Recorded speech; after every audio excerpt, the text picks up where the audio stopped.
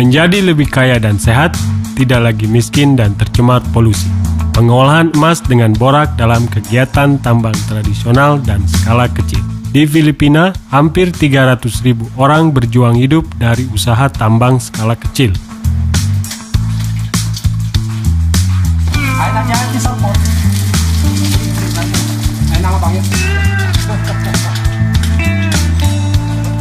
Pekerjaan ini sangat berat, jadi mengapa tidak menghasilkan lebih emas yang banyak dari upaya ini dan menghasilkan lebih banyak uang tanpa harus menggunakan air raksa? Sebab ada cara yang lebih baik untuk mendapatkan emas. Dengan menggunakan borak, Anda bisa menghasilkan lebih banyak emas tanpa perlu menghabiskan banyak uang.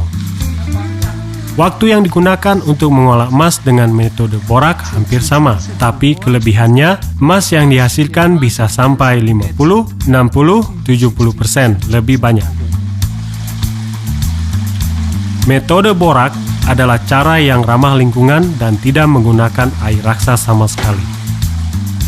Air raksa sangat beracun dan bisa membuat Anda dan keluarga Anda sakit, bahkan sampai generasi selanjutnya.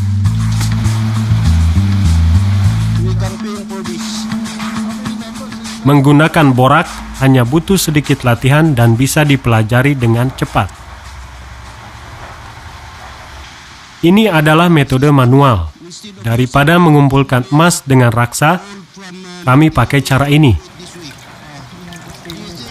Banyak orang pikir mendulang seperti ini butuh waktu lebih lama dan memakai raksa waktunya lebih singkat. Tapi menurut saya waktu yang dibutuhkan keduanya hampir sama. Lihat, itu emasnya. Mari lihat lebih dekat lagi betapa mudahnya menghasilkan emas lebih banyak. Anda hanya perlu mempelajari beberapa langkah. Jangan masukkan raksa ke dalam gelondong ini. Setelah digiling, hasilnya dialirkan ke kasbok yang dilapisi karpet.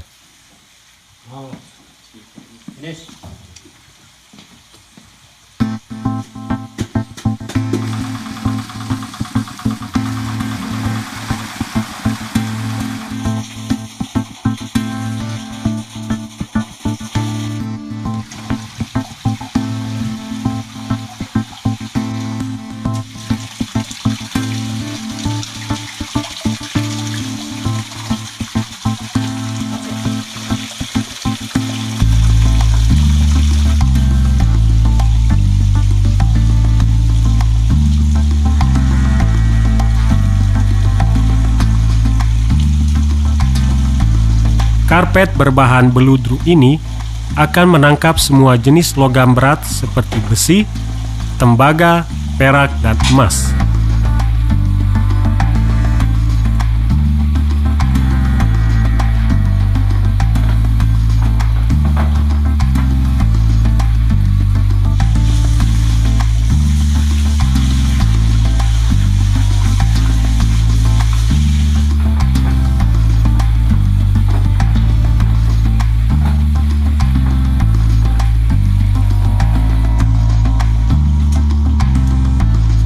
Selanjutnya, karpet dicuci dengan hati-hati.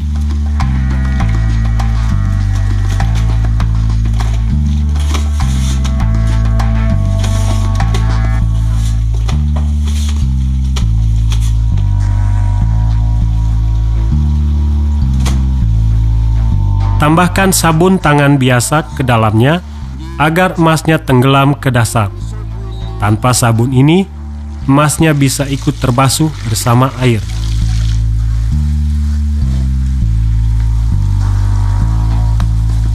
Sekarang kita mulai mendulang.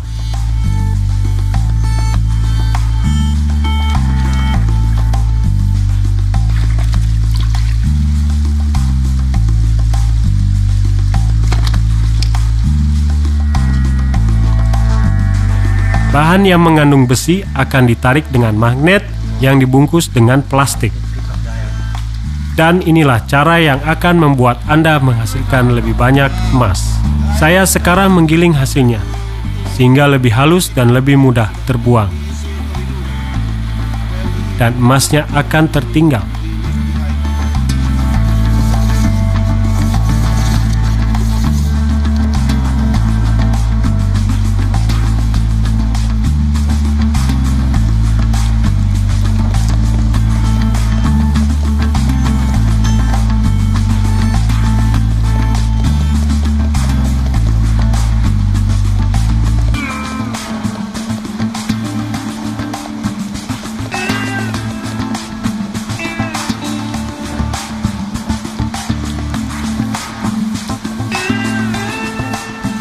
Lihat, itu emasnya.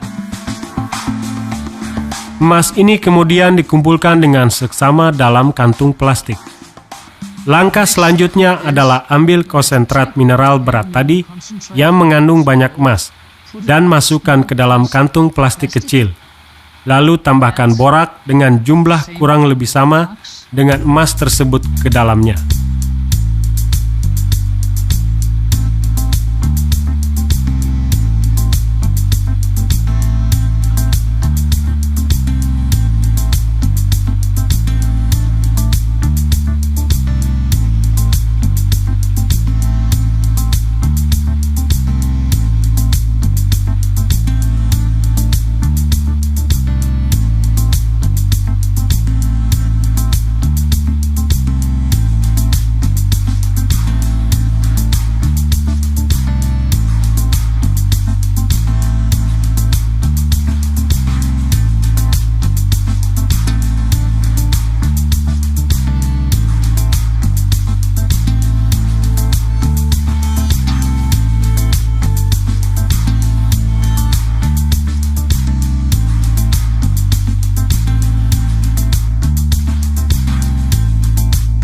Sekarang saatnya menyiapkan pembakaran emas.